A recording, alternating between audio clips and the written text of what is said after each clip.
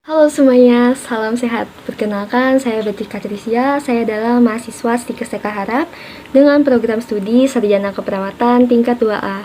Di sini saya akan membuat video tentang strategi pelaksanaan tindakan keperawatan pada pasien dengan risiko perilaku kekerasan. Baiklah, selamat menonton. Baik, sebelum kita masuk ke pelaksanaan tindakan keperawatan pasien dengan resiko perilaku kekerasan, sebaiknya kita mengetahui dulu apa yang dimaksud dengan perilaku kekerasan.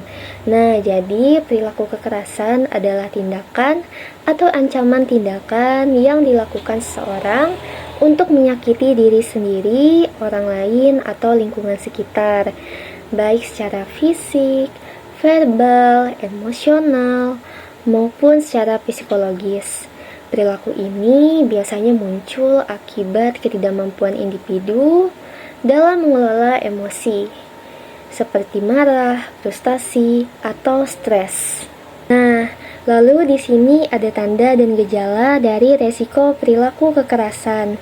Yang pertama ada perilaku verbal, seperti mengeluarkan kata-kata kasar, mengancam, atau teriakan, lalu menghina, merendahkan, atau mempermalukan orang lain. Lalu yang kedua ada perilaku fisik, seperti memukul, menendang, mencakar, atau merusak benda-benda yang ada di sekitar kita. Lalu membawa atau menggunakan senjata untuk melukai orang lain. Lalu yang ketiga adalah perilaku emosional, seperti mudah marah atau tersinggung tanpa alasan yang jelas, lalu menunjukkan ekspresi wajah yang menakutkan, seperti melotot atau menggeram. Lalu yang keempat adalah perilaku nonverbal, gestur tubuh agresif, seperti mengepalkan tangan atau berdiri terlalu dekat dengan orang lain secara mengancam, lalu menatap dengan tajam atau penuh kebencian. Lalu yang terakhir, yang kelima, perubahan fisiologis, seperti meningkatnya detak jantung, tekanan darah, atau berkeringat berlebihan saat marah. Lalu perubahan suara bergetar atau nada suara tinggi saat berbicara.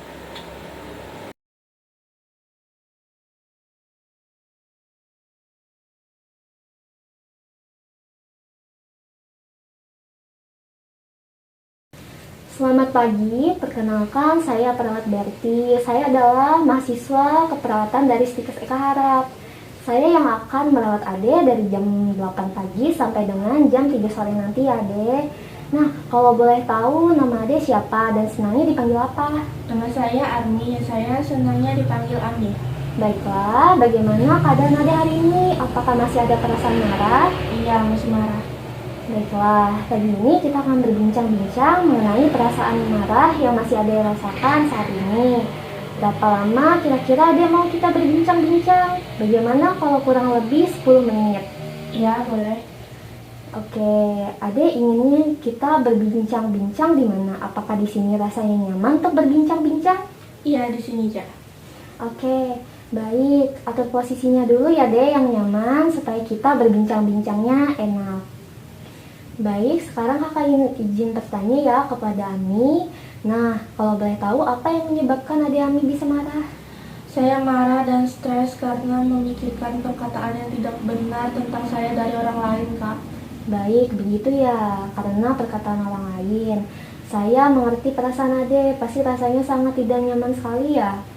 Nah, sekarang ceritakan apa yang dirasakan adik saat marah. Apakah saat marah ada perasaan tegang, kesal, mengepalkan tangan, atau mondar-mandir, atau mungkin ada hal yang lain yang dirasakan? Iya, Kak, saat marah saya sering merasa sangat kesal sambil mengepalkan tangan.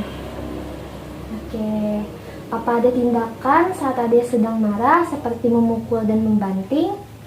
Biasanya saya selalu membanting barang-barang yang ada di sekitar saya. Lalu bagaimana? Apakah setelah melakukan tindakan tadi, masalah adik selesai dan amarah adik meredah? Tidak, Kak. Nah, jadi dari sini Ade Ami sudah tahu ya kalau misalnya hal tersebut tidak menyelesaikan masalah sama sekali. Lalu apakah ada akibat dari tindakan yang telah dilakukan di rumah? Iya, Kak, saya menangis histeris dan ketakutan sehingga dibawa ke sini oleh orang tua saya. Baiklah, bagaimana kalau sekarang saya ajarkan caranya untuk mengontrol diri? Iya, boleh. Oke, nah jadi cara mengontrol diri yang paling mudah itu ada 3 ya. Yang pertama, tarik napas dalam. Nah, tarik napas dalam ini bertujuan untuk menenangkan diri, mengurangi amarah, membuat pikiran menjadi lebih tenang, dan membantu tubuh menjadi rileks supaya tidak melakukan tindakan kasar. Nah, bagaimana kalau sekarang kita langsung praktekkan? Oke, sekarang ada nih ikuti kakak ya. Nah, tarik nafas, tahan, lalu buang. Nah, bagaimana? Mudah kan? Bagaimana kalau adik Ami lakukan sendiri dulu? Coba. Tarik nafas, tahan, buang. Baik, sekarang kita masuk ke cara yang kedua ya, yaitu dengan memukul bantal. Nah, jadi memukul bantal ini bertujuan untuk menyalurkan energi yang negatif, seperti kemarahan, dengan cara yang aman dan terkontrol. Nah, sekarang kita praktekkan ya. Nah, Ami bisa mengikuti kakak. Oke, sekarang kita mulai memukul bantal. Seperti ini. Oke. Sudah ya? Oke. Sekarang sudah mengerti ya caranya untuk memukul bantal. Bagaimana kalau adik Ami lakukan sendiri tapi sambil menyalurkan emosi adik Ami? Oke, sekarang adik Ami mulai.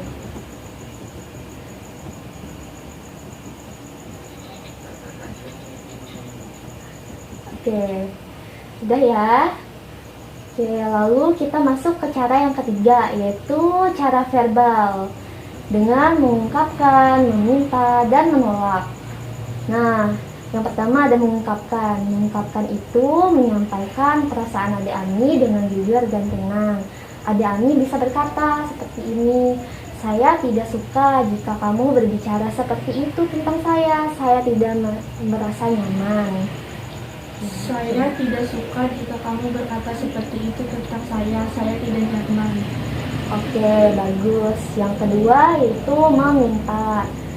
Meminta itu menyampaikan dengan sopan dan tegas apa yang diinginkan agar masalah tidak semakin besar. Nah, adik Ami bisa berkata, saya mau kamu berhenti berbicara seperti itu tentang saya. Coba. Saya mau kamu berhenti berbicara seperti itu tentang saya. Oke, bagus.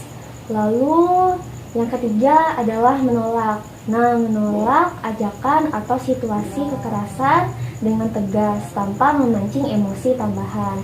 Adik Ami bisa berkata, saya tidak mau bertengkar dan merasa emosi karena perkataanmu. Coba.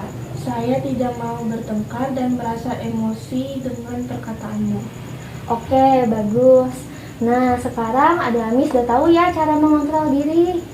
Nah, sebaiknya adik Ami masukkan di jadwal harian ya, agar ketika hal seperti ini terjadi lagi, adik Ami bisa melakukannya untuk meredakan emosi adik Ami sebelum semakin tak terkontrol.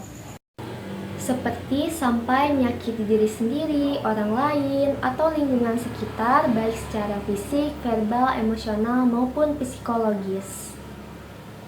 Bagaimana perasaan Ade setelah berbincang-bincang tentang perasaan marah yang Ade rasakan? Perasaan marah saya sudah reda dan saya merasa lebih lega. Baik, sekarang coba Ade jelaskan lagi kenapa Ade bisa marah. Saya marah dan stres karena memikirkan perkataan yang tidak benar dari orang lain tentang saya. Oke, bagus. Sekarang tadi kan Ade sudah melakukan berbagai cara untuk mengontrol diri. Nah, sekarang coba Ade sebutkan cara yang tadi telah kita lakukan. Menarik napas dalam, memukul bantal, dan cara verbal seperti mengungkapkan, meminta, dan menolak. Oke, bagus. Sekarang mari kita masukkan pada jadwal harian ya Ade. Nah, Ade mau berapa kali pertemuan? 2 kali pertemuan. Oke, bagus. 2 kali pertemuan yaitu pagi-pagi jam berapa? Jam 9 pagi. Lalu sehabis istirahat jam berapa? Jam 2 siang. Oke, baik. Bagaimana kalau besok kita berbincang-bincang lagi tentang akibat dari perasaan marah yang masih dirasakan? Iya, boleh. Kak.